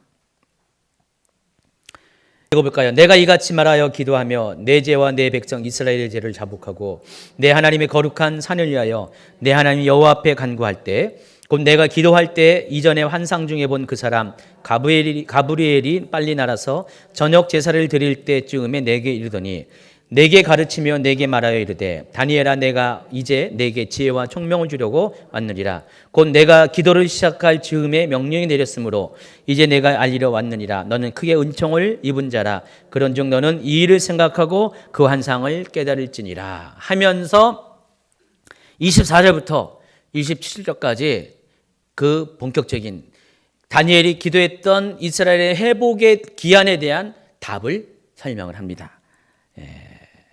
그게 내용이 24절에 있습니다. 읽어볼까요? 시작. 내 백성과 내 거룩한 성을 위하여 이른 이래를 기한으로 정하였나니 허물이 그치며 죄가 끝나며 죄악이 용서되며 영원한 의가 드러나며 환상과 예언이 응하며 또 지극히 거룩한 이가 기름 부음을 받으리라 그랬어요. 그러니까 다니엘이 기도했던 내용을 가지고 지금 가브리엘이 하나님 응답을 갖고 이야기한 내용이 24절이라는 것이에요. 자, 그런데 다니엘은 분명 70년의 이스라엘 회복의 기간을 놓고 그것이 이제는 가까이 왔으니까 이제 이르렀으니까 정말로 하나님 그 약속대로 이루어 주시옵소서라고 지금 그 준비 기도를 하는 것이에요. 중보자로서 그 중보 기도를 하고 있는 것인데 근데 하나님은 가브리엘을 통해서 이런 얘기를 하는 거예요. 70년에 대한 회복의 기한을 얘기하는 것이 아니라 내가 내 백성과 내 거룩한 성을 위하여 이른 이래를 기한으로 정하였다. 그래서 71회가 여기서 등장을 합니다. 원래 이 71회를 이게 이래가 뭔지 아시죠? 주를 말하는 거예요. 한글로 이래가 주예요. 영어로도 이거를 위크라고 번역을 하는데 그러니까 70주를 하나님께서 이스라엘의 회복의 기한으로 정하셨다라는 말을 하는 거예요. 근데 여러분 생각해 보세요. 예레미야를 통해서는 70년이라고 얘기했어요. 근데 갑자기 예레미야에게는 여기 다니엘에게 70주 뭔가 좀 하나님 숫자 개념이 좀 이렇게 이상하시지 않나라는 어떤 의문이 들지 않습니까? 예. 더군다나 예레미야에게는 한 인간인 선지자인 인간인 예레미야에게는 70년이라고 했고 하나님께서 직접 명령을 받은 천사장 가브리엘에게는 70주라고 했으면은 어때요? 70년이 더 신빙성이 있어요? 70주가 더 신빙성이 있어요? 70주가 더 신빙성이 있잖아요. 가브리엘은 하나님으로부터 바로 직접 다이렉트로 명령을 갖고 온 천사장이잖아요. 근데 그럼에도 불구하고 역사 가운데 실제로 이스라엘 회복은 예레미야 예언대로 이루어졌잖아요. 70년의 물리적인 시간 안에 역사 가운데 70년의 시간 안에 그 회복의 기한이 실제로 성취가 됐습니다. 그러면 뭔가 문제가 있는 거예요. 왜 하나님이 70년을 70주라고 했냐. 이거에 대한 의문이 있을 수밖에 없다는 것입니다. 그래서 이 의문에 대해서 여러분이 이해하기 위해서는요. 하나님이 어떠한 계획을 갖고 있는지 하나님의 마음이 어떠한 것에 대한 또 중장기적인 어떤 이해가 필요하다는 것입니다. 그래서 오늘 이제 이 부분이 여러분에게 알 듯 모를 듯 굉장히 쉽지 않은 개념을 제가 여러분에게 71회에 대한 설명을 할 거고요. 또 뒤에 한 일의 언약에 대해서도 마무리 설명을 하게 될 것입니다. 지금부터가 어려워요. 잘 이해하시기 바랍니다. 일반적으로 사람들은 예레미야를 통해서 계속해서 70년의 회복의 기간을 이야기해왔기 때문에 사람들 생각에는 70년이 하나님께서 이스라엘 백성들에게 준 회복의 기한이라고 머리에 박혀 있었어요. 인식을 하고 있었습니다. 그래서 70년에 대한 역사에만 주목을 했어요. 그러나 하나님의 계획은 그것이 전부가 아니었어요. 하나님은 70년의 그 기간을 통해서 이스라엘이 다시 고토로 돌아가고 성을 회복하는 것, 성전을 회복하는 것으로 그것으로 이스라엘의 회복이 다 끝난 것으로 보지 않았다는 것입니다. 하나님의 계획은 더 멀리 있었어요. 진정 이스라엘의 회복의 시간이 언제냐? 그 혈연적인 사람들이 돌아가고 또 물리적인 땅에서 그들이 거하고 그리고 어떤 시공간 안에서 그들이 거기서 하나님의 역사를 회복하는 것이 하나님의 궁극적인 회복이 아니라 진정한 이스라엘의 회복은 바로 메시아가 도래하는 것, 그리스도가 도래하는 것, 기름 부은 자가 거룩한 기름 부은 자가 그 민족 가운데 출생하는 것, 바로 그것이 진정한 회복이라는 것입니다. 그리고 그 회복의 시간을 71회로 주어졌다는 것입니다. 그래서 우리가 71회가 무엇인지를 좀 알아야 돼요. 정말로 70주를 말하는 것인가? 그래서 오늘 지난주에 잠깐 설명했는데 오늘 71회에 대해서 또 설명을 해드리겠습니다. 71회를 이해하기 위해서는 70이라는 숫자의 시간 단위를 어떻게 해석하는가 초점을 맞출 필요가 있습니다. 지난 강의에서 이 70주를 가리켜서 히브리어로 뭐라고 했어요? 샤부임, 쉬부임이라고 했습니다. 자, 이것은 일곱으로 된 70이라는 뜻이에요. 여기에는 주라는 의미가 포함되지 않습니다. 그러니까 일곱으로 된 70이에요. 그러니까 7 곱하기 70이라는 뜻입니다. 그럼 어떻게 되죠? 7 곱하기 70은 490이라는 뜻이에요. 근데 490이 과연 뭘까? 주를 가리키는 건가? 아니면 뭘 가리키는가? 그거는 이 단어만 갖고는 알 수가 없어요. 그런데 마침 이 단어의 의미가 무엇인지를 아는 힌트가 다니엘 9장 24절, 25절, 26절, 27절에 거기에 나와 있다는 것입니다. 그래서 우리가 이 문장들을, 이 구조들을 잘 보면은 문맥적으로 이 샤부임, 시부임이 무엇을 의미하는지, 70의례가 무엇을 의미하는지를 우리가 이해할 수가 있다는 것입니다. 그러니까 단어 자체로는 이해할 수 없어도 어떤 문맥을 통해서 샤부임, 시부임이 무엇을 말하는지를 우리가 알 수가 있다는 것입니다. 먼저 24절을 다시 한번 보시면은 24절에는 굉장히 중요한 것이 있다고 그랬어요. 뭐가 있다고 그랬어요? 바로 메시아에 대한 예언이 있다는 것입니다. 히브리어로 메시아를 기름 부음 받은 자라 그러고, 헬라어로 이것을 그리스도라고, 크리오에서 왔죠. 그리스도라고 부릅니다. 자, 그리스도가 임하게 되면은, 그리스도가 이 땅에 오게 되면은 무슨 일이 일어납니까? 허물이 그치고 죄가 끝나며 죄악이 용서되며. 허물, 죄, 죄악 다 같은 말이에요. 히브리어로 죄를 제가 세 가지로 얘기한다고 그랬죠. 바로 그걸 말한 겁니다. 같은 말입니다. 또 영원한 의가 드러납니다. 영원한 의지 뭐죠? 하나님의 섭리, 하나님의 계획. 의라는 것이 성경에서 의는 하나님의 뜻, 하나님의 계획을 말하는 것이잖아요. 하나님께서 처음부터 작정하신 하나님의 변치 않는 영원한 하나님의 계획이 드러나게 된다는 것입니다. 또 환상과 예언이 응합니다. 어디에서 말한 성경의 구약의 선지자를 통해서 말한 모든 환상과 하나님 그들에게 보인 환상과 그들의 입술을 통해서 말한 예언들이 응하게 되는데 언제 그 일이 일어난다고요?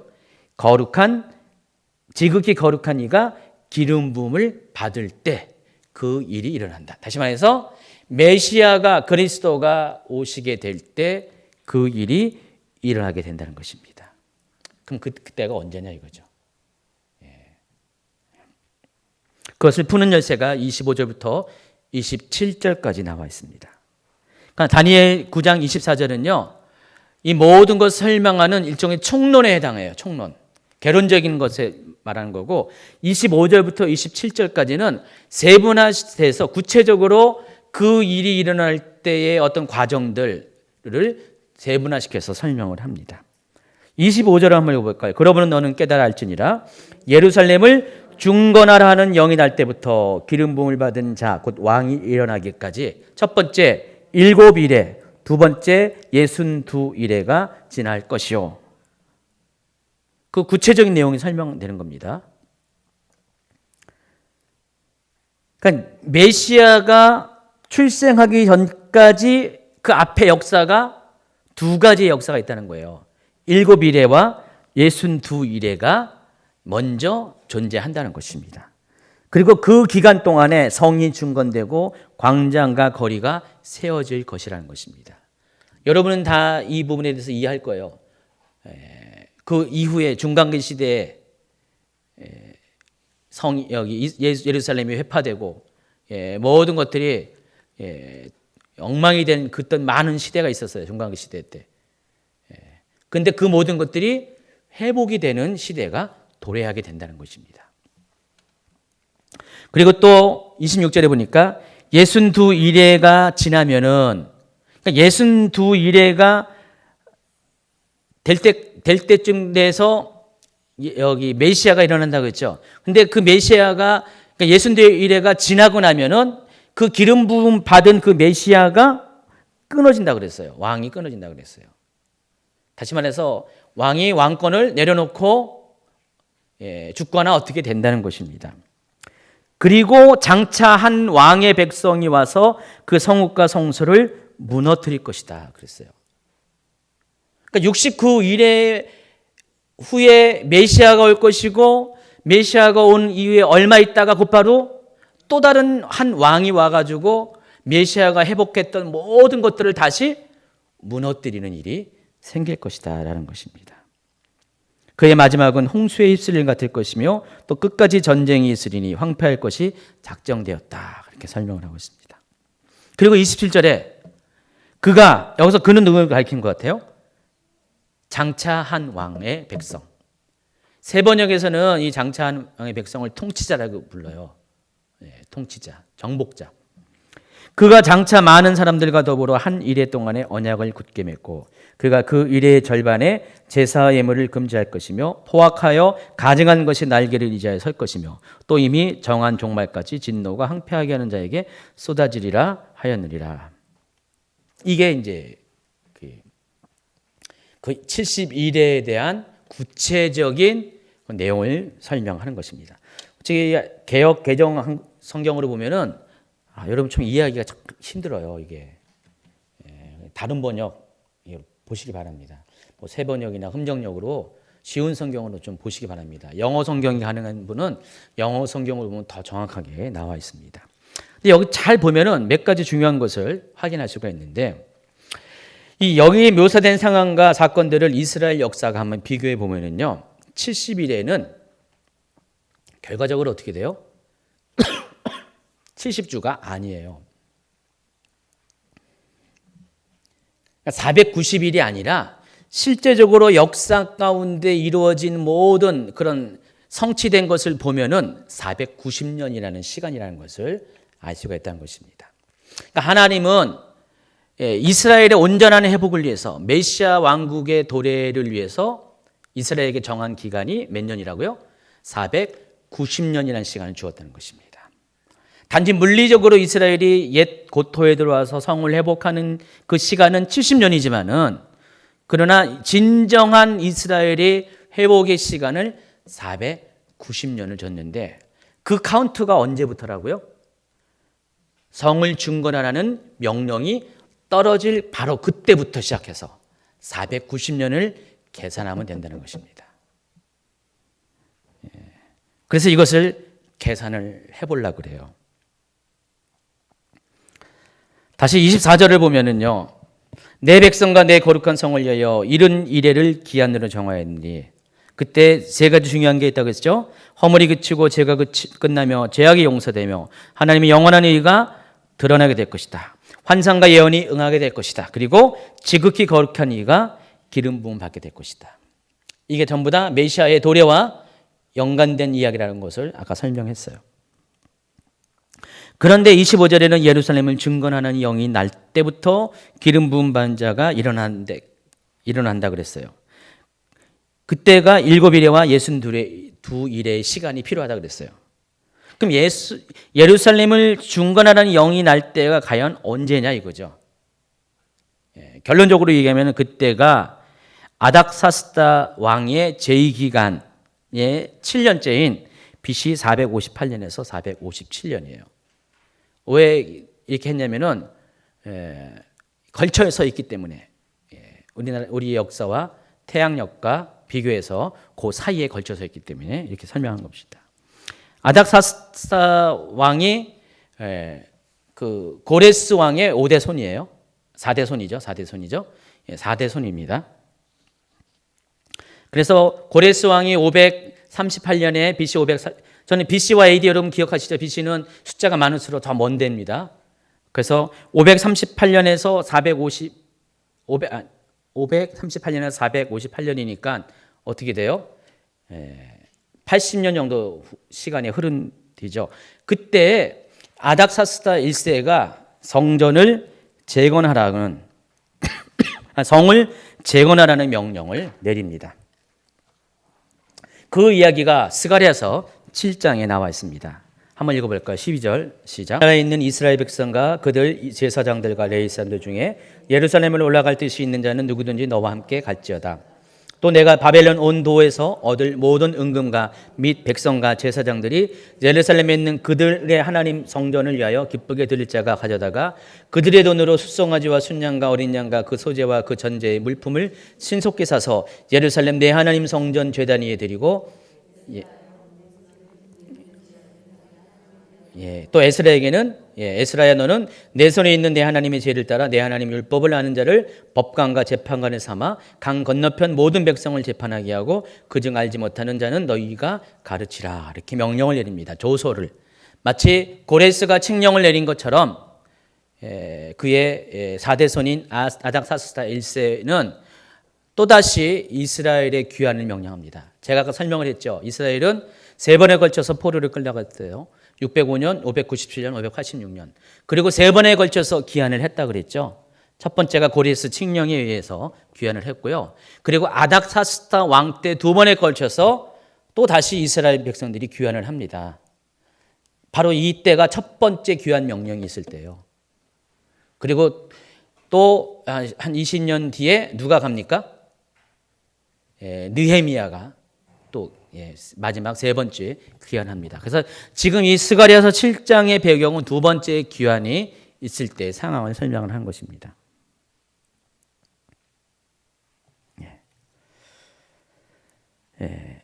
근데 여러분 17절에 보니까 그 전제물 보면 신속히 사서 예루살렘 내 하나님의 성전 제단 위에 드리라 그랬어요. 이 내용을 보면은 이미 성전이 존재했다는 것을 알 수가 있잖아요. 언제 존재했어요? 스룹바벨이 516년에 성전을 제공했잖아요. 재건을 했잖아요. 그래서 그걸 가리켜서 제2의 성전 스룹바벨 성전이라는데 이미 이 조서가 내릴 때는 성전이 이미 준비가 돼 있었어요. 근데 이 아닥사스다 왕이 지금 명령한 거는 스룹바벨은 성전 재건까지만 했어요. 근데 이제는 완전히 도시를 재건하라는 뜻이었어요. 그래서 이 명령을 받고 에스라가 먼저 떠나고 에스라가 먼저 떠났는데 에스라는 실제로 직접적인 명령을 받았잖아요. 25절에.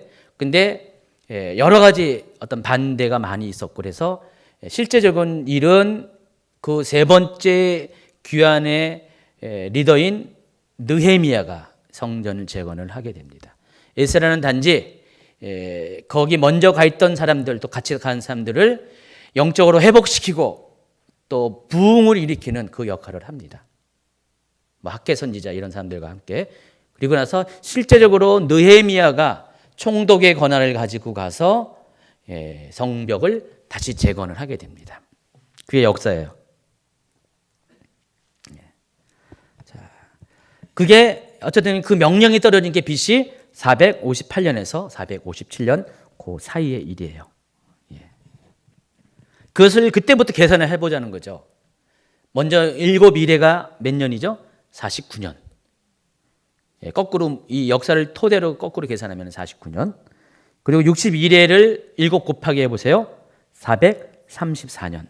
그래서 이 두 기간을 합쳐보세요. 그럼 483년입니다. 그러니까 예루살렘 성을 재건하라는 명령이 떨어진 458년부터 454년 그 사이부터 다시 458년이라고 해요. 458년부터 483년의 시간이 지난 해가 언제냐? 그게 AD 25년에서 26년 사이예요. AD 25년에서 26년 사이에 무슨 일이 있었을 것 같아요? 예수님의 공생애가 시작된 해가 바로 그때. 예수님이 그때 기름 부음을 받는 거예요.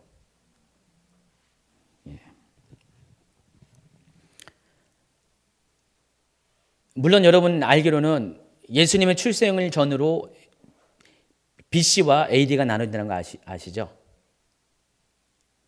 그러니까 예수님이 오시기 전에가 기원 전, 예수님 오신 후에가 기원 후예요. 0년이 예수님의 출생년으로 하는데 실은 이것이 좀 역사적인 오류가 있어요. 다 인정하잖아요. 그래서 대부분의 사람들은 그것을 지금 다시 좌표를 수정해가지고 BC 4년 정도에 예수님이 오셨다는 것으로 인정을 해요. 어떤 사람은 BC 6년까지 가는데 예수님은 AD 0년에 오신 게 아니에요. 4년의 시간차가 있어요. 계산이 잘못됐다는 거죠. 그래서 BC 약 4년에 예수님이 오는 것으로 역사가들은 다 그렇게 인정을 하고 있습니다. 동의가 되고 있어요. 자, 그러면은 BC 4년부터 30년을 계산해 보세요. 그 해가 언제라고요? AD 26년이에요. 그러니까 AD 26년에 예수님이 기름 부음을 받습니다. 이사야 61장 1절에 보세요. 주 여호와 영이 내게 내리셨으니 이는 여호와께서 내게 기름을 부으사 가난한 자에게 아름다운 소식을 전하게 하려 하심이라. 나를 보내서 마음이 상한 자를 고치며 포로된 자에게 자유를, 갇힌 자에게 노임을 선포하며 여호와의 은혜의 해와 우리 하나님의 보복의 날을 선포하여 모든 슬픈 자를 위로하되. 자, 이 여기서 주 여호와의 영이 내게 내리셨으니 여기서 나는 누구예요? 바로 예수님을 가리킵니다. 예수님이 누가복음 4장 17절에 보면은 바로 그 사람이 자기인 것을 증명하는 이야기가 나옵니다. 선지자 이사야의 글을 드리거늘 책을 펴서 이렇게 기록된 데를 찾으시니 곧 해놓고 이사 61장 1절 2절을 인용을 합니다. 바로 내가 바로 그 사람이다. 내가 바로 기름 부음을 받은 자, 가난한 자에게 복음을 전하기 위해서 기름 부음 받은 자, 메시아라고 예수님이 자신을 이렇게 소개하고 있다는 것입니다. 그때가 AD 26년이고 아닥세스사 1세 때 BC 458년, 457년 사이에 다시 에스라에게 명령해서 예루살렘에 돌아가서 네가 리더가 돼서 예루살렘 성을 다시 재건하라고 하는 그 명령이 떨어진 그때로부터 483년 7일회와 62일회가 지난 해 그 기한이 채워진 그때에 예수님께서 공생애를 시작을 했다는 것입니다. 이해하시겠죠? 자, 그런데 26절에 보니까 그것으로 끝나는 것이 아니라 바로 그때에 또 뭐가 있어요? 기름 부음 받은 자가 끊어 없어진다는 것입니다. 이 이야기는 예수님의 죽음을 의미하는 것입니다. 이 세상에서의 예수님의 죽음을 의미합니다.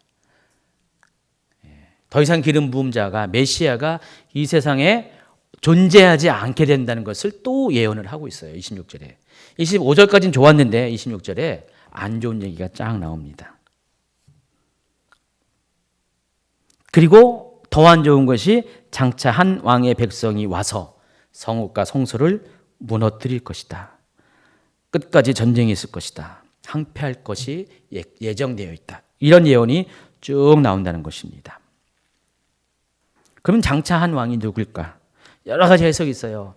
정반대 해석을 하는 분이 있어요. 예수님이라고 막 그래요. 어떤 분은 이거를 막 예수님이라고 하는데 사실 이 계시록도 그렇고 이 다니엘도 보면은 해석이 극과 극이에요. 왜 예수님이냐면 이유가 있습니다. 상징적인 해석을 하면 이렇게 돼요. 그래서 장차 한 왕이 누구인가에 대한 것이 우리가 필요하다, 여기 알 필요가 있다는 것입니다. 넘기세요. 이 27절에는 그 장차 올 왕의 백성이 어떤 일을 할 것인가 써 있었습니다. 그가 장차 많은 사람들과 더불어 한 일해 동안의 언약을 굳게 맺고, 그러니까 사람들과 언약을 맺습니다. 7년 언약을 맺는다는 것입니다. 그리고 그가 그 일의 절반에 제사와 예물을 금지할 것이고 또 포악하여 가정한 것이 날개를 의지하여 설 것이다 그랬습니다. 그러니까 7년 언약을 굳게 맺는데 백성들과 맺는데 그 중에서 3년 6개월 기간에 어떤 일이 일어난다고요? 제사와 예물을 금한다는 것입니다. 근데 3년 6개월이 그 7년의 언약 기간 가운데 뒤에 나와 있어요. 왜냐하면 이것은 여기서 시간 순서로 말을 안 했어도 언약은 좋은 언약이잖아요. 좋은 언약인데 갑자기 돌변해서 안 좋은 행위를 한다는 것은 시간 순서적으로 뒤에 일어날 수밖에 없어요. 처음에는 좋았다가 좋은 언약을 맺었다가 언약을 깨트리고 이런 일을 한다는 거 아니에요. 그래서 7년 언약 가운데 3년 6개월이 지난 이후에 나머지 절반의 시간 동안에 제사와 예물을 금지할 것이고 포악하고 가증한 것을 날개를 의지하여 설계한다는 그런 얘기가 나와 있어요. 여기서 포악하고 가증한 것이 날개를 서서 선다는 것이 무슨 뜻인지는 좀 이따 설명을 할게요. 그래서 우리가 이 장차 올 왕이 백성이 누군가에 대해서 아셔야 됩니다. 지금 198페이지를 하고 있습니다. 이것을 한번 쭉 세 번역으로 읽어보겠습니다. 27절을 침략하여 들어온 그 통치자는 뭇 백성과 더불어 한 일해 동안의 굳은 언약을 맺을 것이다. 그리고 한 일해의 반이 지날 때 그 통치자는 희생제사와 예물 드리는 일을 금할 것이다. 그 대신에 성전의 가장 높은 곳에 흉측한 우상을 세울 것인데 그것을 거기에 세운 사람이 하나님이 정하신 끝날을 맞이할 때까지 그것이 거기에 서 있을 것이다. 훨씬 더 이해하기 편하죠. 첫 번째, 이 사람 누구라고요? 침략자라는 것입니다. 두 번째, 뭇 백성과 7년 동안 결속력 있는 언약을 맺는다고 그랬어요. 근데 3년 6개월이 지나게 되면은 나머지 3년 6개월 동안에 여러 가지 끔찍한 일을 하게 된다는 것입니다. 희생제사와 예물 드리는 것을 금하고 또 그 대신에 성전의 높은 곳에 우상을 세운다는 것입니다. 자, 이 같은 일을 과연 누가 했을까?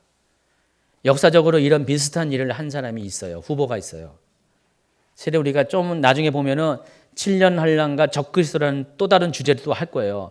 어쩌면 다음 주에 먼저 땡겨와서 할 수도 있는데 아마 안 할 수도 있고 이게 이제 그 뒤에 나오는 거니까 12장, 13장에 나온 계시록 14장 그때 다룰 수도 있는데 그때 보면은 적그리스도의 후보가 몇 명 나와 있어요. 그러니까 역사적으로 누가 적그리스도인가에 대한 여러 가지 샘플들이 모형들이 있는데 여러 명이 나와 있는데 그 중에 대표적으로 거론되는 사람이 바로 이 사람 누굴까요? 안티오코스 에피파네스 4세. 알렉산더 제왕이 BC 332년이죠. 알렉산더 제국을 건설하고 얼마 안 돼서 요절을 합니다. 그러니까 10년도 안 돼서 요절을 해요. 후계자가 마땅한 후계자가 없어요. 자기 부인의 복중에 애는 있었어요. 근데 후계자를 채우지 못하고 갑자기 죽게 되었습니다. 병에 걸려 죽게 되었습니다.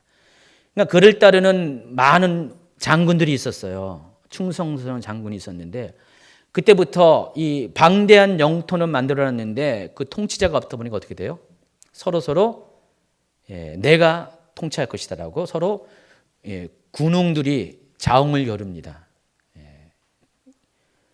그러다가 일정 기간 동안은 서로 집단 통치 체제로 갔어요. 7명의 장수들이 서로 권력을 이렇게 나눠 갖고 집단으로 이 제국을 통치했습니다. 근데 시간이 가면서 탈락자들이 생겨나기 시작합니다. 그리고 최종적으로 4명의 장군들이 알렉산드로가 일군 땅을 서로 분할합니다. 지역을 분할해요. 그 중에 한 명이 셀루쿠스인데 이 셀루쿠스가 지금의 이 시리아 지역, 그때 당시 수리아 지역이죠. 이 당시로서는 유대 지역도 거기에 포함돼요. 그래서 그 셀루쿠스가 그 수리아 지역을 통치하게 됩니다. 그래서 그 왕조를 가리켜서 셀루쿠스 왕조라고 그래요. 그래서 맨 처음에는 이 유대 땅이 셀루쿠스 왕조에 속하지 않았어요. 오히려 이 이집트를 중심으로 영토를 갖고 있던 이 프톨레미 왕조에 속해 있었어요. 그러니까 프톨레미 왕조가 이집트 알렉산드를 중심으로 그 분할 왕국을 차지하고 있었는데 이 프톨레미 왕조가 유대 땅을 관할을 했었어요. 프톨레미 왕조는 굉장히 또 저기랑 비슷했어요. 그 고레스랑 비슷해가지고 굉장히 포용 정책을 폈었어요. 그래서 유대에는 자치적인 생활을 할 수가 있었어요. 이때가 바로 중간기 시대예요. 중간기 시대. 그래서 유대 땅은 비교적 평화로운 시대를 보낼 수가 있었는데, 근데 이 셀루쿠스 왕조와 이 프톨레미 왕조가 서로 전쟁을 벌입니다. 당연히 어디서 전쟁을 벌이겠어요? 그 중간 지역이 유대 땅이에요. 그래서 어느 순간 프톨레미 왕조의 관할에서 셀루쿠스 왕조로 유대 땅이 넘어가 버렸습니다. 그때부터 유대인들이 고난이 시작하는 거예요. 처음에는 괜찮았었어요. 처음에는 두세 명의 왕까지는 상당히 유대인들에게 잘해줬어요. 왜냐하면 유대인들이 그 전쟁 와중에 프톨레미 왕조를 배신하고 그 셀루쿠스 왕조 편에 섰기 때문에 전쟁에 이길 수 있어가지고 잘해줬는데 다 뭐든지 다 그때뿐이잖아요. 그렇죠? 사람이라는 게. 어느 순간에 이 안티오코스 에피파네스 4세가 등극을 하면서 확 바뀌어버립니다. 바뀌면서 이 에피파네스 4세의 특징은 뭐냐면은 강력한 헬라 정책의 추진자였어요. 그러니까 모든 자기가 통치하는 이 지역의 모든 국가, 민족들을 전부 다 헬라화시키는 것이 자신의 목표였습니다. 그 이전의 통치자는 다 자치권을 인정해주고 자치적인 종교와 문화를 다 전통을 인정해줬는데 이 사람은 무조건 모든 피지배 민족들을 헬라화시키는 것이 이 사람의 정책이었어요. 그래서 유대인들을 탄압하기 시작합니다. 그래서 그 과정 가운데 의도적으로 예루살렘 성전을 회파하고요. 율법을 모두 파괴시키고 하는 일들이 이루어지게 된다는 것입니다. 그래서 이 에피파네스 4세가 한 일이 안식일을 준수하지 못하게 했습니다. 그러니까 요즘 말하면 주일날 교회 가면 안 된다는 것이죠. 축제, 절기의 축제를 못하게 했습니다. 제사를 드리지 못하게 했습니다. 또 어린아이들에게 할례를 하지 못하게 했습니다. 다 뭐예요? 유대인의 정체성을 흔들어버리는 거잖아요. 그러니까 유대인들이 가장 싫어하는 것, 두려워하는 것만 골라서 했어요. 왜냐하면 유대인들을 말살시키려고 하니까. 옛날에 일본 사람들이 36년 동안 한국 사람들이 조선 사람들에게 조선말도 못하게 하고요. 이름도 못 짓게 하고 그런 거 똑같은 것이죠. 율법서를 다 불태우고요. 유대인들이 가장 신성시하는 성전의 지성소까지 들어가서 제단을 다 회파시키고요. 거기에 돼지를 풀어놓고요. 유대인들이 가장 혐오하는 동물인 돼지를 풀어놓고요. 거기다가 제우스 신의 신상을 세웁니다. 여기에 반대한 사람들은 전부 다 사형에 처하는 그런 법을 제정합니다. 이런 일이 있으니까 어떻게 해요? 유대인들이 부글부글 끓겠죠. 그리고 마침내 BC 164년에 망치라는 뜻을 가진 이 마카비 형제가 반란을 일으켜가지고 혁명을 일으켜가지고 이 셀루쿠스 왕조를 쫓아냅니다. 그리고 유대 땅에 유대인들이 통치하는 마카비 왕조가 건립이 됩니다. 그것을 이제 역사 가운데는 하스모니안 왕조라고 합니다. 그게 예수님이 오시기 전까지 헤롯 대왕이 헤롯이 왕이 되기 전까지 100여 년 동안을 실제로 성경이 쓰여지지 않은 이 중간기 시대 때 이스라엘의 역사예요. 유대의 역사입니다. 그래서 이 역사 가운데 이 안티오코스 에피파네스 4세가 아까 다니엘서 9장 27절에 말한 장차 올 왕과 어때요? 내용이 비슷하잖아요. 닮았잖아요. 그래서 바로 저 사람이 다니엘서에서 말한 그 사람이다. 장차 올 왕이다. 라는 생각을 사람들이 했었을까요? 안 했을까요? 그때 당시 그 입장에 있었던 사람들은 다니엘서를 기억하면서 바로 저 사람이구나. 저 사람이 바로 그 통치자구나 라고 생각을 할 수가 있었다는 것입니다. 그러나 중요한 것은 모든 예언은요. 하나부터 열까지가 다 맞아떨어져야 돼요. 나중에 이제 정말 주님이 다시 오실 모든 것들도 성경에서 말한 모든 조건들이 다 일치가 돼야지만 예수님이 오시는 거예요. 그중에 한두 가지 이루어졌다고 예수님이 오는 건 아니거든요. 근데 사람들은요. 한두 가지 비슷하다고 난리가 나거든요. 가지고 곧 내일이라도 예수님 오실 거라고 날짜까지 막 얘기하는데 굉장히 위험한 거예요. 이때도 마찬가지예요. 아마 이때 사람들은 에피파네스 4세가 바로 그 사람이다. 장차 올 왕이다라는 생각을 했었을 것이에요. 그러나 아닙니다. 그 다니엘 9장 27절의 조건을 완전히 충족한 것은 아니에요. 일부는 충족했지만은 완전히 충족한 건 아닙니다. 뭐가 충족이 안 됐어요? 그 민족과 언약을 맺지 않았어요. 이 사람은 일방적인 침략자였어요. 어느 누구도 협상을 한 건 아니었어요. 일방적으로 처음부터 이 유대 민족을 포갑으로 눌러붙인 그런 사람이었습니다. 그래서 에피파네스 4세는 후보에서 제외 아닙니다. 그리고 두 번째 후보가 원래 중간에 네로 황제도 있어요. 네로 황제도 있는데 그거는 이제 그 강의 가운데 설명을 할 거예요. 적그리스도의 후보죠. 지금은 이제 적그리스도라는 개념보다도 장차 올 왕에 대한 것 초점 맞추니까 두 번째가 디도 황제입니다. 이 디도 황제는 베스파니아스 황제의 아들입니다. 이 베스파니아스라는 사람이 원래는 장군이었어요. 장군이었다가 황제의 명령을 받고 유대를 정복하러 왔었어요. 유대를 포위하고 유대를 이제 공격하라고 할 즈음에 황제가 죽었습니다. 갑자기 죽었습니다. 그때 황제가 카리클라였나? 제가 정확하게 기억 안 나는데 그래서 갑자기 로마로 불려갔어요. 그리고 왕이 돼버려요. 황제가 돼버렸어요. 그리고 자기의 아들 디도, 티투스라고 그러죠. 이 티투스를 후임자로 보내가지고 이 예루살렘을 공격하는 총사령관이 되게 합니다. 그래서 마침내 AD 70년에 예루살렘이 디도에 의해서 멸망을 당합니다. 자, 이 일이 있기 전에 예수님은 마태복음 24장에서 이런 말씀을 예언으로 합니다. 그러고 너희가 선지자 다니엘이 말한 바 멸망에 가증한 것이 거룩한 곳에 선 것을 보거든.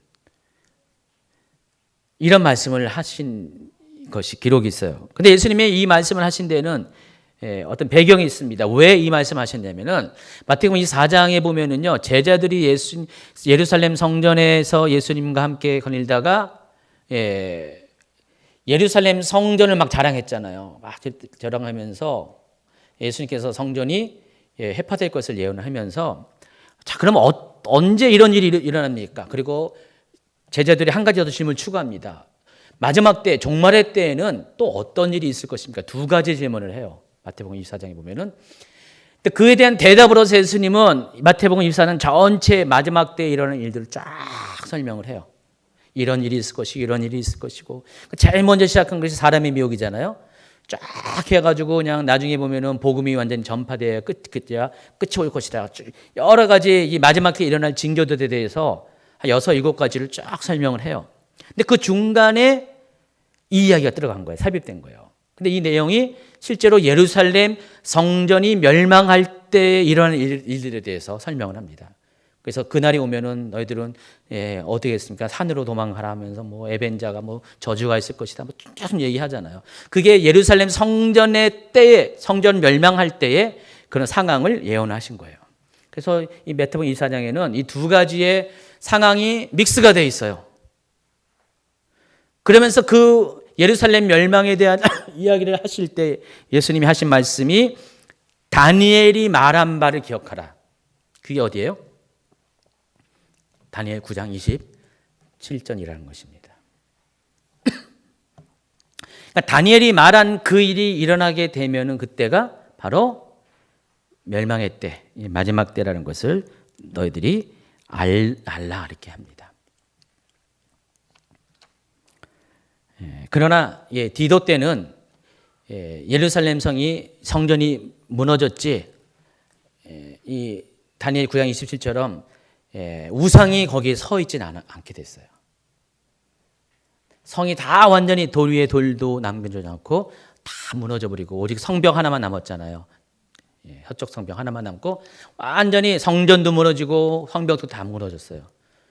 그래서 다니엘 9장 27절의 역사가 완전히 성취되지 않았어요. 근데 일반적으로 이 마지막 때를 이야기하는 역사주의적 해석에 있는 사람들은 요 AD 70년을 다니엘서 9장 25, 26, 27절이 성취가 된 것이라고 봐버려요. 그래서 마지막 때를 여기서 다 끊어버려요. 다니엘서를 끊어버려요. 그러나 중요한 것이 있습니다. 지금 다니엘은 이스라엘의 70년 회복의 시간에만 얘기한 것이 아니라 또 메시아가 이 땅에 오셔가지고 기름 부음 자가 오셔가지고 이 땅이 회복된 그것만 얘기하는 것이 아니라 다니엘이 예언한 것은 궁극적으로는 온 세상의 모든 민족의 이 세상의 종말의 때까지 예언을 한 거예요. 그래서 그때가 올 때, 그때가 정한 종말의 때가 올 때 장차 한 왕이 등장할 것이다. 그 얘기를 하는 것이에요. 다니엘은요, 굉장히 먼 곳을 바라본 거죠. 굉장히 먼 곳을 바라봤어요. 그래서 다니엘은 정말 예수님의 재림의 시기까지 바라봤다는 것입니다. 그래서 세 번째 이 장차 올 한 왕은 마지막 때 오는 적그리스도를 말하는 것입니다. 그러니까 적그리스도의 모습을 보면은, 계시록을 보면은 다니엘이 말한 모든 조건을 다 충족해요. 적그리스도는 다 충족을 합니다. 계시록 13장 14절을 보세요. 짐승 앞에서 받은 바 이적을 행함으로 땅에 거하는 자들을 미혹하며 땅에 거하는 자들에게 이르기를 칼에 상하였다가 살아난 짐승을 위하여 우상을 만들라 하더라. 그가 권세를 받아 그 짐승의 우상에 생기를 주어 그 우상 짐승으로 말하게 하고 짐승의 우상에 경배하지 않는 자는 몇이든지 다 죽이 가리라. 이게 9장 27절에 포악한 것이 날개를 지어 쓴 것, 그것을 의미하는 것이고, 그 앞에 설명한 내용들은 지금부터 또 설명을 할 겁니다. 왜 성취가 됐는가? 근데 우리가 이것을 이야기해서는요, 한 가지 중요한 어떤 또 포인트가 있어요. 한 일의 언약에 대해서 좀 아셔야 됩니다. 자, 이 9장 20절을 보면은요, 이것을 해석할 때 가장 어렵고 난해한 것 중에 하나가 69일에와 남은 한 일의 사이에 간격이 있다는 것이에요.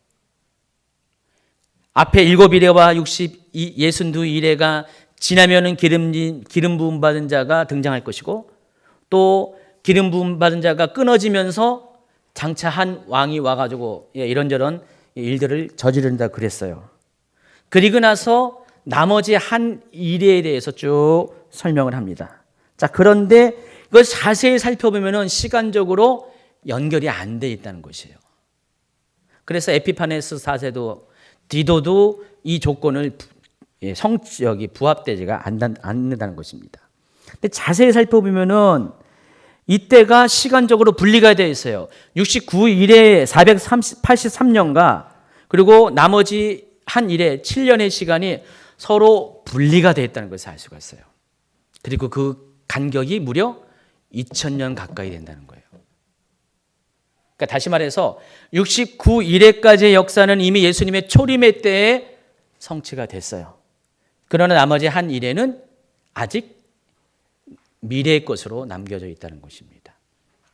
그 내용이 계시록의 13장에 있는 것이고요. 자, 그렇다면 우리가 다니엘이 예언한 것이 결국은 메시아 왕국이라고 했잖아요. 그러니까 메시아가 오는 그 왕국을 보는데, 근데 그 메시아 왕국은 메시아가 오면은 마지막 때잖아요. 여러분 계시록 입장에서는 마지막 때잖아요. 근데 그 마지막 때가 우리가 알고 있는 이 마지막 때는 지금 느끼는 이 마지막 때가 마지막이 아니라 마지막의 시작은 언제부터 시작했어요? 예수님의 초림 때부터 시작했어요. 그리고 예수님의 재림 때가 마지막의 마지막이에요. 전체가 다 마지막 때예요. 엔타임이라는 것이죠. 이미 엔타임은 2000년 전에 시작했습니다. 예수님 오실 때. 그렇기 때문에 예수님이 오시고 돌아가셨어요. 그리고 역사는 흘렀고요. 또 예수님이 다시 오시게 될 것이죠. 그럼 그 중간의 역사는 어떻게 돼요? 이 다니엘의 70일의 역사 가운데는 보류된 역사예요. 뛰어넘는 역사고, 그러니까 예수님과 관련돼서 나머지 7년의 시간만이 남겨져 있다는 것이죠. 그게 한 일회라는 것입니다. 그래서 이 한 일회 동안에 일어난 일들을 쫙 보면은 정말 우리가 알고 있는 이 엔타임의 역사와 100% 일치합니다. 7년 동안에 적그리스도가 사람들과 언약을 맺습니다. 평화의 언약을 맺습니다. 이스라엘과 언약을 맺습니다. 그래서 이스라엘과 이 중동 국가들이 더 이상 분쟁하지 않고 함께 같이 동행하는 아주 그냥 기적 같은 일이 생길 것입니다. 그래서 그것을 대표하는 상징하고 드러내는 일이 바로 제3성전이 세워지는 것이에요. 그래서 제3성전이 세워지면서 와, 대단하다. 어째 이런 일이. 그래서 다니엘 9장 27절이 완전히 성취가 돼요. 그러나 3년 반이 지나면은 성경에 쭉 보면은 3년 반 뒤에 후 3년 반기에 42개월 동안 3년 6개월 동안 한때 두때 반때의 시간 1260일 기간 동안에 짐승이 권세를 가지고 다니엘 9장 27절에서 예언한 그 모든 일들을 행할 것에 대해서 이미 계시록은 그렇게 말을 하고 있다는 것입니다. 그래서 우리가 이 장차라는 단어와 정한 종말의 시간대를 그 단어를 주의를 기울여야 됩니다. 이 장차라는 것은 언젠가 나중에 미래를 말하는 것인데 이 왕이 언젠가는 온다는 거예요. 장차 67일에 플러스 62일에 그러니까 69일의 사건이 다 성취되고 난 후에 언젠가 어느 미래의 시간대에 이 왕이 한 왕이 올 것이라는 것이에요. 근데 그 왕이 활동하는 시대가 언제냐면은 이미 정한 종말까지, 그러니까 종말의 엔타임 때까지 그 사람이 활동하게 된다는 것이에요. 그러면 그 종말의 시기가 결국은 예수님이 재림하기 직전에 7년 동안 있을 그 시기를 말하는 것이에요. 그래서 나머지 한 이레가 그때 성취가 된다는 것입니다. 그래서 한 이레의 언약이란 70일의 기간 중 마지막 한 이레, 7년의 기간 중에 적그리스도가 모든 나라와 맺는 평화조약을 말하는 것이고요. 이 기간 동안에 다니엘 9장 25절, 26절, 27년까지 예언되어진 모든 일들이 성취가 될 거라는 것입니다. 그래서 7년 이 마지막 한 이레가 끝나면은 종말이 오게 되는 것이에요. 마지막 심판이 이루어지게 되고 예수님이 다시 재림을 하게 된다는 것입니다. 자, 그렇다면 계시록에서는 7년 환란에 대해서 어떻게 말하고 있는가? 계시록에서는 7년 환란이라는 단어는 없어요. 휴거라는 단어도 없어요. 천년왕국이라는 단어도 없어요. 그러나 우리가 정황을 통해서 그 사실을 그 개념을 알 수가 있잖아요. 어떤 분은요 천년왕국에 대해서도 막 부정해요. 성경에 천년왕국이라고 없지 않냐?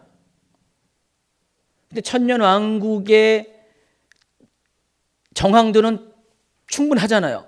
계시록 20장이 충분하잖아요. 근데 천년왕국이라는 단어가 없기 때문에 천년왕국은 없다. 또 어떤 분은요 성경에 휴거라는 단어가 없지 않냐? 그래서 휴거는 없다. 또 마찬가지예요. 7년 환란이라는 단어가 없지 않냐? 그래서 7년 환란은 없다. 라고 말하는 분들이 있더라고요. 그래도 너무 답답해요. 어떻게 그 단어가 없다고 해서 없다고 말할 수가 있냐고요. 그 정황을 설명하는 수많은 사건과 성경의 근거들이 있음에도 불구하고 그 단어가 없다라고 말하는 사람도 있다는 것을 여러분이 아시기 바랍니다. 그러나 7년 환란은 비록 단어가 없어도 여러 가지의 이 어떤 성경의 그런 사건들과 예언을 조합하면은 이렇게 하나의 개념으로 정리가 된다는 것입니다. 근데 이 7년 환란의 이 개념을 처음으로 이렇게 아웃라인을 만들어준 것이 바로 이 다니엘 9장 25, 26, 27절이에요. 그리고 그것을 완성시킨 것이 계시록이라는 것입니다. 그러니까 계시록에 보면은 그 이야기가 쭉 나왔어요. 11장 2절에 보세요. 성전 바깥마당은 측량하지 말고 그냥 두라. 이것은 이방인에게 주었은 즉 그들이 거룩한 성을 42달 동안 짓밟으리라 그랬어요. 다니엘 7장 25절에도 이 부분에 대한 미리 예언이 있습니다. 그가 장차 지극히 높으신 이를 말로 대적하며 또 지극히 높으신 이의 성도를 괴롭게 할 것이며 그가 또 때와 법을 고치고자 할 것이며 성도들은 그의 손에 붙임받아 한 때와 두 때와 반 때를 지나리라.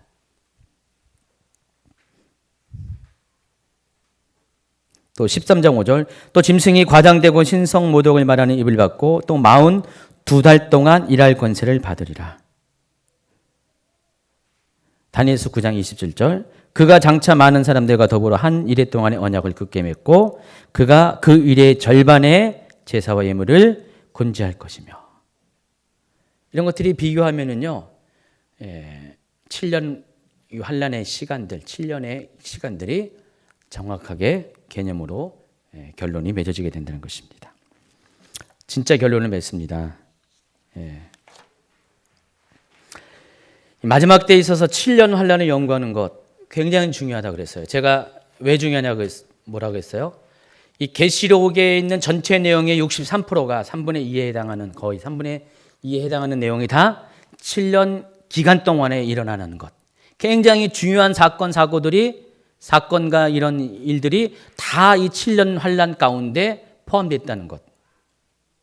그래서 여러분 7년 환란을 이해해야 계시록을 이해할 수 있고 엔타임을 이해할 수 있다고 그랬습니다. 그래서 7년 환란을 부정하는 것, 그럼 계시록을 엔타임을 이해할 수가 없어요.